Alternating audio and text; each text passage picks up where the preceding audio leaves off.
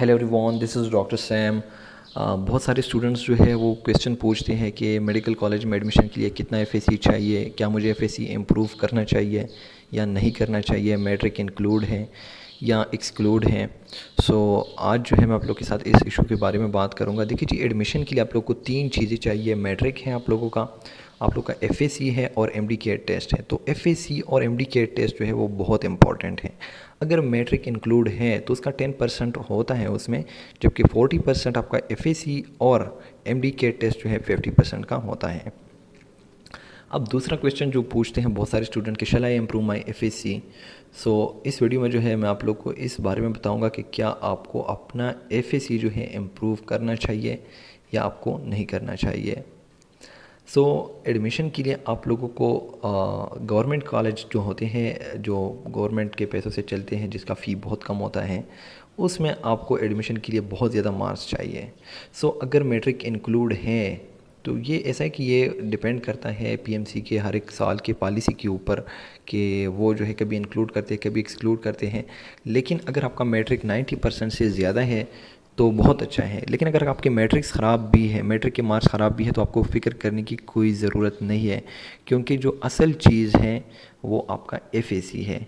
क्योंकि देखिए, मैट्रिक जो है वो कभी कभी मैं भी एक्सक्लूडेड और मैं भी इंक्लूडेड, वो पॉलिसी के ऊपर डिपेंड करता है। लास्ट ईयर भी यही इशू था कि कभी इंक्लूड करते थे कभी एक्सक्लूड कर देते।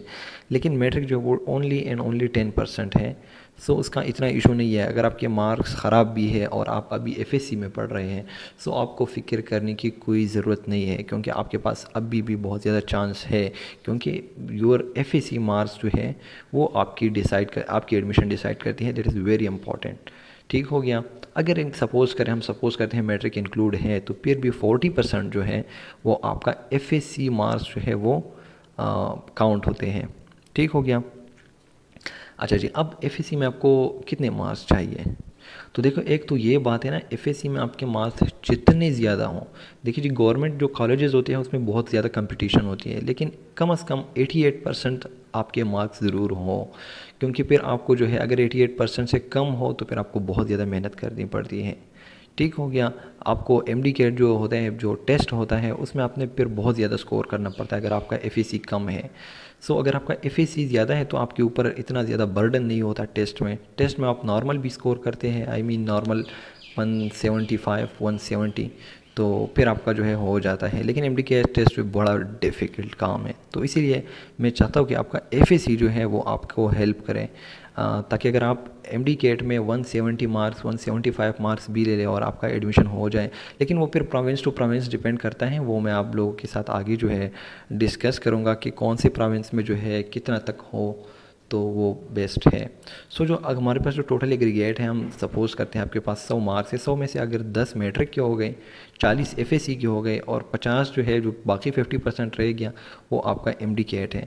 तो इसको हम एग्रीगेट बेस से ले लेते हैं। अगर तीनों को जमा करके फिर आपका एक फ़ाइनल एग्रीगेट बनता है। ठीक है, तो देख लेते हैं कि आपको जो है कितना चाहिए फॉर केपीके।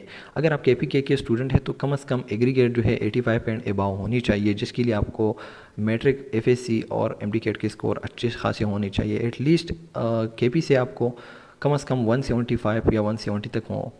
पंजाब के लिए आपको बहुत ज़्यादा 90 प्लस एग्रीगेट चाहिए होती है, 89 एंड अबाव।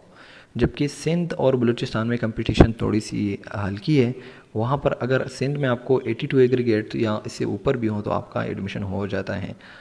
साथ में जो बलूचिस्तान है, बलूचिस्तान में वहाँ कंपटीशन बहुत वो है, इजी तो मैं नहीं कहूँगा, बहुत डिफ़िकल्ट है, लेकिन फिर भी as compare to Punjab and KP बहुत कम है। तो यही चीज़ है, आप लोग को एफएससी मार्क्स जो है बहुत इंपॉर्टेंट करते हैं। अब बहुत सारे स्टूडेंट पूछते हैं कि एफएससी मार्क्स इम्प्रूव, यार एफएससी मार्क्स अगर आपके पास थोड़ा सा भी हल्का भी चांस है तो आप ज़रूर इम्प्रूव करें। एफएससी मार्क्स इम्प्रूव होंगे तो आपके पास जो है बर्डन आगे से कम आएगा आपके ऊपर। तो एफएससी मार्क्स में अगर थोड़ा सा भी इम्प्रूव करने के चांसेस है, 20 मार्क्स अगर इम्प्रूव हो सकते हैं, तो आप ज़रूर एफएससी मार्क्स जो है वो इम्प्रूव करें। अब ये क्वेश्चन भी बहुत सारे स्टूडेंट, अब जो प्राइवेट मेडिकल कॉलेजेस में एडमिशन होती है तो उसके लिए जो आपका मैट्रिक एफएससी अगर कम भी हो साथ साथ में वो भी आजकल जो है मेरिट बेस है, लेकिन उसकी जो एग्रीगेट बनती है वो बहुत वो कम होती है, बहुत कम होती है as compare to medical college. अगर आप अफोर्ड कर सकते तो आप ज़रूर एडमिशन ले लें। Thank you.